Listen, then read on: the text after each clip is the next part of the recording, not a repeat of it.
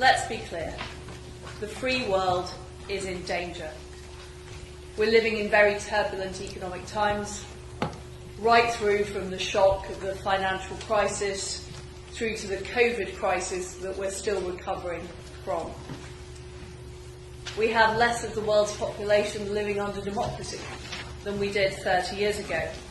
Meanwhile, we have authoritarian regimes that are building up their armaments as well as they're building up their arguments.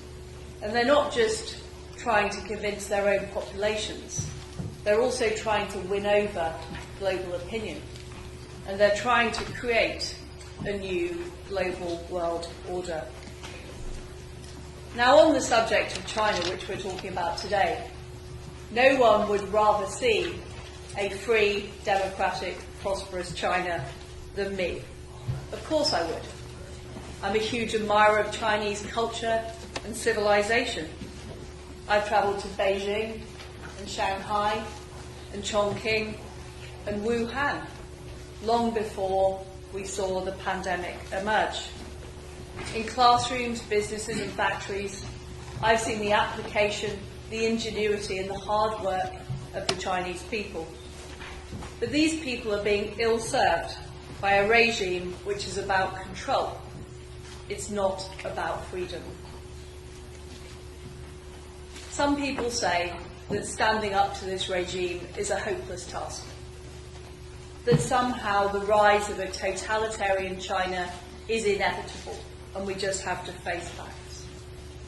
But I reject this fatalism. And the free world has a significant role to play in whether or not this happens, and if it happens, how it happens. After all, we encourage China to embrace economic freedom. We believed that it would mean that the citizens of China gained political freedom, but the reality is that the opposite has happened. Nixon became the first US president to visit the People's Republic of China. His handshake would be known as the handshake that changed the world. And that was no understatement.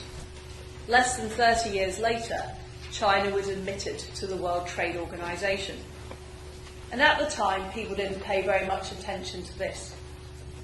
But it catalysed China's rise to become one of the world's largest economies. And it wasn't long ago that in the United Kingdom, we hailed the golden era of UK-China relations. We rolled out the red carpet for the Chinese president with all the pomp and ceremony that came with a state visit. I should know, I attended a banquet in his honour at the time. Looking back, I think this sent the wrong message. A few years later, China removed the two-term limit on the president, and the one-party state strengthened its grip on power at home, and it also gained even more influence on the world stage.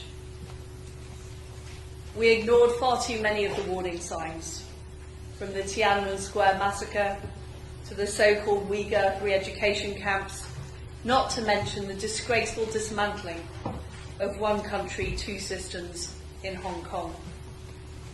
Much of the world has turned a blind eye to these actions, at least until recently. But since it was the free world that enabled China's rise, it must be the free world that challenges its economic dominance before it is too late.